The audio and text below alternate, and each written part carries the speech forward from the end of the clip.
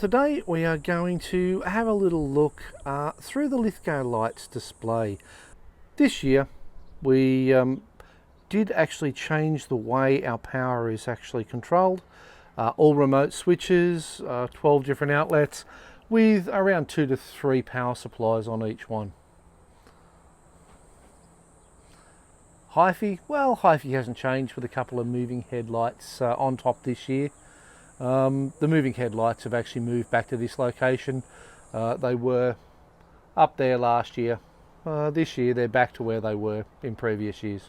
One of the new additions this year is a completely rebuilt set of icicles with a Falcon controller up there, and this year only these two sections are controlled directly by the Falcon, and the other two sections, the two at the front there and two at the side there, have their own remote boxes. Up there we have the western side smart remotes, 3 smart remotes in one box.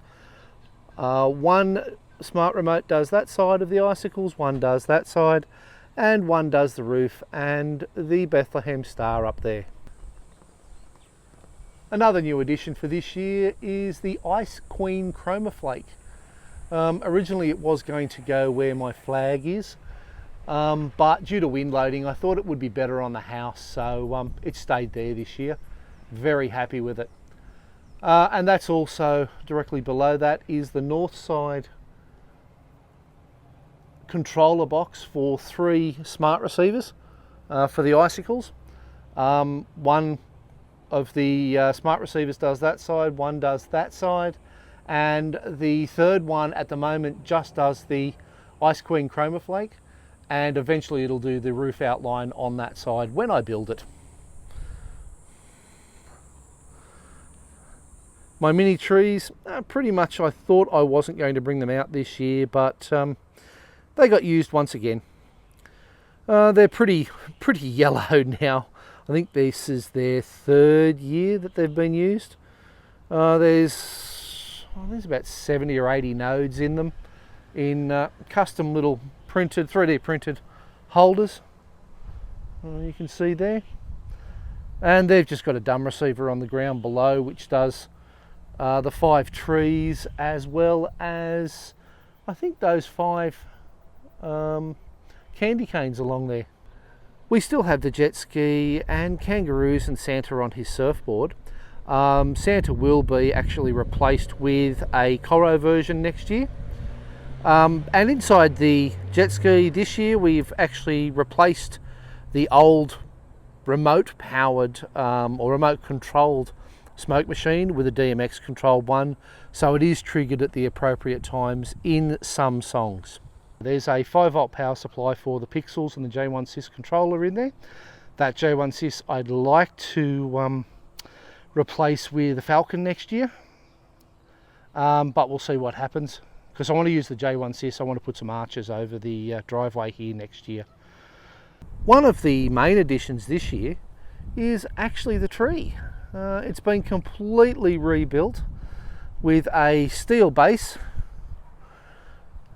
steel supports, and is 7.2 meters tall to the peak of the star, and that is a new star. Our old star is still sitting here on top of the rose garden, but the new star up there, 380 nodes and 36 strings of 100 pixels in the tree, with a Falcon and 2 local expansion boards controlling the whole lot. Couple of shots of the mega tree up close. A 50mm welded steel base in 4 pieces. That's actually packed with sand to give it some weight. Each quarter weighs, I'd say, 20-25 kilos minimum. Some supports to the center there, they're bolted over there underneath the center, and then there's 4 support beams from that point there just above the hinge down to the outside there. They basically keep things extremely rigid. My failure this year was to have one of these missing, and it did bend the pole. Now I'm pretty sure that there'll be no bending of the pole next year. but I do plan on redesigning the base of this with a hinge point right down the bottom. The base of each of the strings has a small elastic strap just to give it some movement and some flexibility. As you can see, these strings are a little bit more movable than a lot of people's trees, but simply because at the moment we're getting gusts of around 25 to 30 kilometers an hour. It's probably only sitting about 10 or 15 now. And I don't want the stress put on the tree, the base, the strings. If people come and the strings are moving, I really don't mind. And that center section, the topper with the star, drops down with the two, basically they're boat winches in the center there. And I can put the top up or down in just a minute or two. The rose garden uses some of Troy's strip. It's only 28 pixels, I believe, from memory high, and 24, I think, around 24 strings round. I'm thinking of rebuilding that, making it a fraction taller next year, and maybe adding another, I don't know, maybe another 4 or 8 strings of lights. Maybe make it as dense as the mega tree, just short. And the strip was also used in the blue spruce, just to give a nice straight line for the pixels that were in there. Although the wind has caused a bit of havoc and moved things around a little bit. One of the other things that I did this year was the ubiquity controller, which is only used for the Ditto sign which goes across the road. It's only been out a few times due to the weather this year. It's just been a bit of a disaster. Due for replacement after this year are my homemade candy canes. Very similar to the Boscoyo 99 node ones. Well, I'm replacing them with the Boscoyo 99 node candy canes from Troy here in Australia. I'll likely paint the new ones up to make them look a little bit neater. Also, I'm going to rebuild the bases of the arches. They're 3 years old now and starting to show a little bit of damage due to age and poor storage, basically. They're hung from the ceiling in the shed, and yeah, some of the, you can see the droop of the conduit there. They're just starting to show their age, so they'll get a revamp for next year. I've replaced all my 12 volt nodes with 5 volts, and that means the tint poles that were along the base of the 3 trees, and also my little toadstools, they've gone. The base of the trees now has some corro with, I think there's 29 nodes high and 3 rows around. Same floodlights in the trees, although I'd like to go to something larger for next year. They're only homemade, equivalent to about 10 watts each for uplighting. I'm thinking of buying a 30 or a 50 watt and seeing what it looks like in the tree. Probably put it the same location as an uplight and do it for the 3 trees. I don't think my little blockhead dude, I won't call him by his proper name, was used last year. It sat in the shed. This year I've decided just to sit him there. Initially it was to stop people seeing some gear that I'd stored there, but I don't use him very often, but he looks pretty cool and he can stay there. The dedicated Tune2 signs, this one here is a 2x2 P5 with a ball on top. The ball has 50 nodes in it. The P5 has a Raspberry Pi and a colour light card. The other Tune2 sign has double-sided, 2 wide, 1 high. The fans run all the time. They're actually powered 24 hours a day just to keep the boxes cool enough so that we don't have any problems. This is the north side screen. This is very similar to the one on the western side. It is basically a 5x5 P10 display. This one here happens to be outdoor panels, so it's running at about 30% brightness. And with a octa-scroller and BeagleBone black. The one on the western side is exactly the same, but they're indoor panels. And again, the BeagleBone and the Fans run 24 hours a day. They're actually powered by a 5-volt power supply in HiFi, which is not turned off. My rather messy north side remote from one of my Falcons, it's just got 5-volt outputs. Ignore the 24-volt there. That was for the old floodlights. And that does the house outline and the snowflakes here. That's pretty much it. The main control box actually sits behind a little nutcracker guy here. It's got a Raspberry Pi in it that controls the show, a 16-port gigabit switch. 2 Raspberry Pis, one for the little P5 panel here and one for the P5 panel around the corner. Both those actually have the power supplies in the screens, but the Pis are run remotely here. And that little box over there, that is where my FM transmitter sits for this year.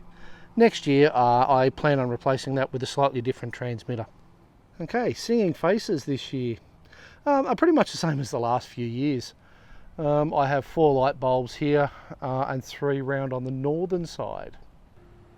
The 3 northern faces here I use for most singing songs. I use a combination of all 3.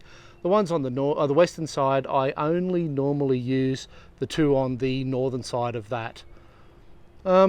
We have my fairly old 3D printed snowflakes here. We've got 6 on the north side and again 6 on the west side. They're starting to get a little bit old now, but while they still remain in one piece, sort of, I'll continue to use them. The 12-pointed stars. These were 3D printed, I think the newer ones, which is this one here, are I think 2 years old. And the very yellow ones here, they are, I think they'd be about 4 years old now. And to be honest, they look awesome still. The yellow, yes, it kind of bothers me a little bit, but no one really sees it, and they still look great at night. My floodlights. I have 3 floodlights, which are simply 50 LEDs. They act as a single RGB channel, so all 50 come on at once, and there's 3 of those per tree. The one's hiding around there. As I said earlier, I think I'm actually considering maybe putting a pair of 30-watt lights as uplights in the trees, simply because those ones, they're good, but they're not great. Maybe I'll use those for some other effect. Maybe I'll use a combination of both. I'm not real sure yet. We'll see what 2021 brings. The poor old shooting star, it's had about 6 lots of lights on it over the years. Now it's got, I think it's 220 pixels. It's been like that for the last couple of years. And yeah, still gets used a little bit. Not as much as maybe I'd like. And of course the 4 Boscoyo wreaths in the windows there. As much as I'd like to add more, the top windows are actually covered with the mesh there. And the bottom windows, as these shrubs grow during the month, there and there, it kind of blocks the bottom section of the windows. So I don't worry too much about the bottom ones. As long as there's something in the windows there, it all looks good. Using some of the strip that I got off Troy this year, I've basically made just a little mesh. They're 10 by 10 pixels. There's 100 in each of the shrubs. These ones here, the shrub grows around them over the month, but they still light up extremely well. The 3 larger shrubs here are actually in a V pattern. You can sort of see they're just, what are they, 2 holes in the center there, and the next section's like, I think about 8 holes or something, and they go down to 2 and 8 at the bottom there. So they're in more of a zigzag pattern. It's quite noticeable at night. This one's the same. And it's just to sort of fill that whole area in with the 100 pixels. I tend to not have my controllers as obvious as some people, and I do put all of my controllers in the yard. So this is one of my controllers. It's my, I call it the front west. It was the original Falcon controller, complete with Falcon logo on it.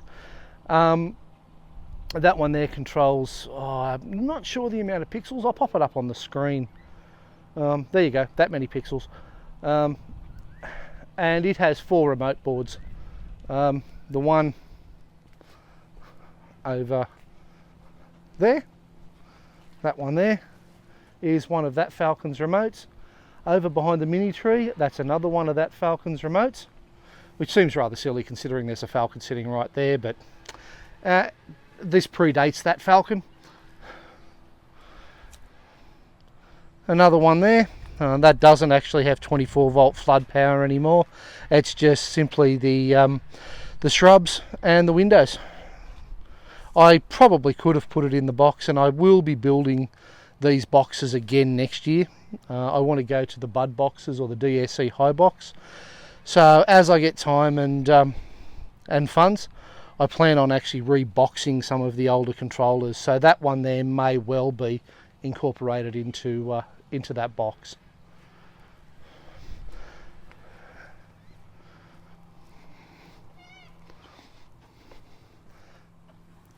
And the 4th remote from that box does the Western Snowflakes and the Singing Faces here. It sits there, and again that one will be rebuilt again next year.